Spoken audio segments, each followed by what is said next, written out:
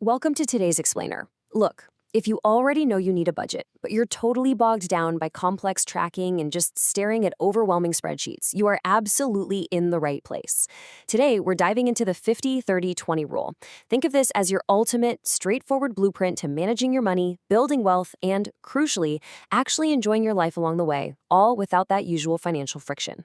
Okay, let's jump right into the game plan for today. We're going to hit 6 quick sections to completely demystify this for you.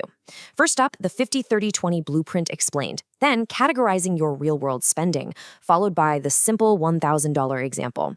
After that, we'll hit why this budgeting rule works, run through some common beginner budgeting pitfalls, and wrap it all up with adjusting for low incomes.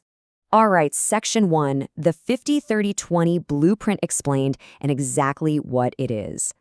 So the big overarching goal here is simple but incredibly powerful, managing your monthly income so you completely stop overspending while making sure you save consistently. Simply put, the 50-30-20 rule is a method that divides your income into 3 specific buckets: needs, wants, and savings. Now, pay close attention to the phrase after-tax income. That's the real trick here. You do not calculate this based on your gross salary. You calculate it based on what actually hits your bank account. Using your take-home pay gives you a totally realistic, grounded starting point. Moving on to section 2, categorizing your real-world spending. Like, where does your money actually go? The absolute secret to this rule's success is just how logically it handles the messy realities of day-to-day spending. Just picture a pie chart where half of the pie, 50%, goes straight to your absolute essentials. Then it leaves this really generous 30% for your lifestyle. And finally, 20% reserved for your future. It's this perfect balance of surviving, living, and building. Let's drill down into that first half. 50% goes to needs, your essential expenses.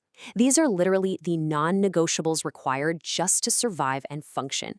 We're talking real-world examples like rent, house bills, your basic groceries and utilities. Electricity, gas, water.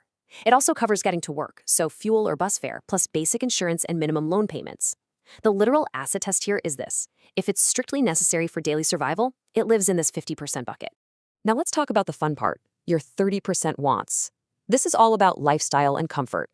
These are those non-essential but super enjoyable expenses. Real-world examples: eating out, grabbing fast food, your Netflix, YouTube Premium, or Spotify subscriptions. It's shopping for gadgets, travel, going to concerts, gaming, hobbies, the whole shebang. To be clear, yes, you can survive without these, but they're absolutely crucial for your quality of life. This rule doesn't tell you to stop having fun. It just puts a safe 30% cap on it. Finally, we hit that remaining 20%, savings and debt repayment. And make no mistake, guys, this is the most critical piece of the entire blueprint. This is what actively builds your future financial security. So examples here include padding out your regular savings account, stacking up an emergency fund, investing in stocks or mutual funds, crushing extra debt above those minimum payments, and, of course, retirement planning. All right, on to section 3, the simple $1,000 example. Let's actually see this math in action.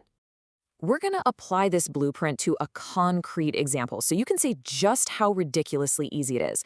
Let's anchor this with a nice round number.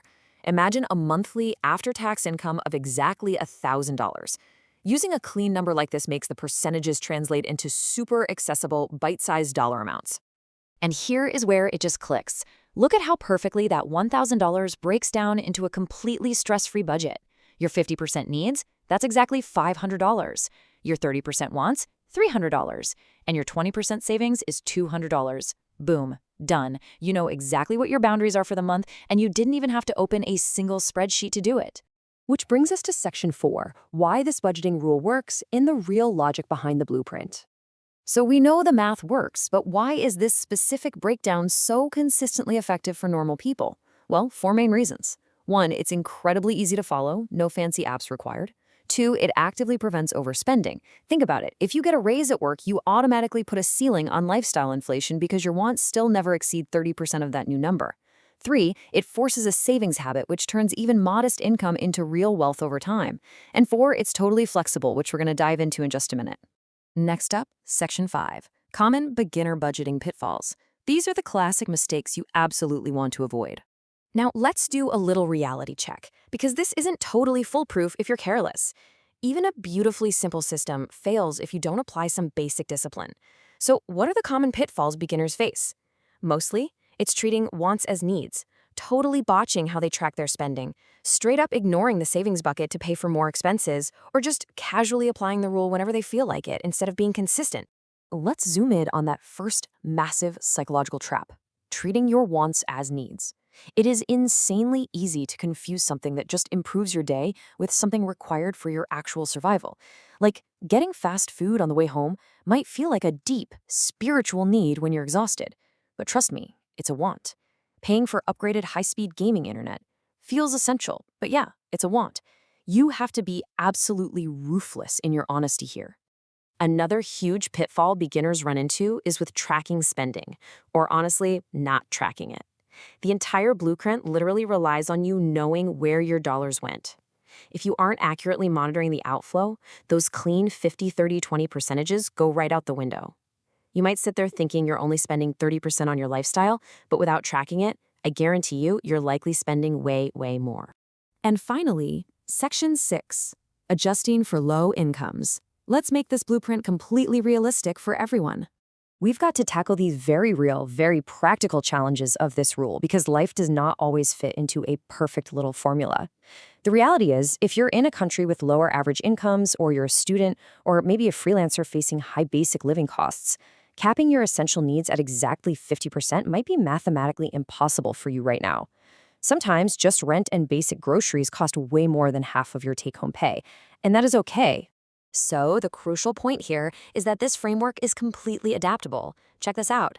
If you're dealing with high expenses or a lower income, just shift to a 60-20-20 model. That's 60% for needs, drop your wants to 20%, and protect that 20% for savings. Or, hey, on the flip side, if you want to aggressively save money fast, flip it to a 40-30-30, dumping 30% into savings. The exact numbers can absolutely shift. It's the structured discipline that you're really after. And honestly, that is the true beauty of this system. It gives you immediate clarity and puts you right back in the driver's seat of your own money. So as we wrap up today's explainer, I want to leave you with one big question to ask yourself. Which percentage will you adjust today to secure your financial future? Seriously, take a look at your after-tax income tonight, run the numbers, and start building your wealth today. Thanks so much for joining me, and I'll see you next time.